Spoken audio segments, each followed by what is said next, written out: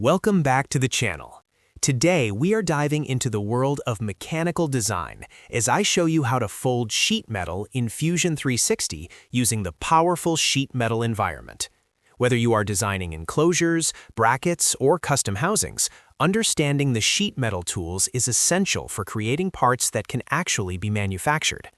This guide will walk you through the entire workflow, from your first sketch to refining your folds with precise engineering standards. If you find this tutorial helpful, be sure to hit that like and subscribe button to stay updated with more 3D modeling guides. Let us get started. First, open Fusion 360 and navigate to the Sheet Metal tab in the toolbar. The process begins with a sketch, so click on Create Sketch and select a plane. Draw your base profile, for example, a simple rectangle. Once your sketch is finished, use the Flange tool located in the Modify panel. Select your profile, and Fusion will automatically convert that 2D drawing into your initial flat sheet metal plate. Make sure your rules are set correctly in the browser before moving forward. Now, to add a fold to your plate, select the Flange tool again. This time, instead of choosing a sketch, simply hover your mouse over the edge of your 3D plate and click it. You will see a manipulator arrow appear. You can drag this arrow manually or enter a precise numerical value in the menu box to define the exact height of your flange. This is where the magic happens. In the Flange dialog box, you have several advanced options to refine your fold. Under the Angle field, you can change the default 90 degrees to any custom angle you require for your design.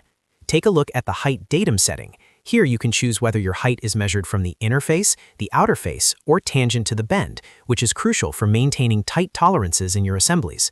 You also have the Bend Position option, which lets you decide if the bend sits inside, outside, or adjacent to the original edge of your plate. Testing these settings will help you understand how the material behaves under different constraints.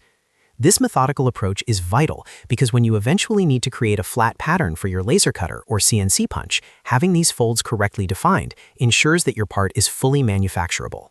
By following these rules, your flat patterns will unfold perfectly based on the sheet metal rules you have assigned, preventing any overlapping or distortion.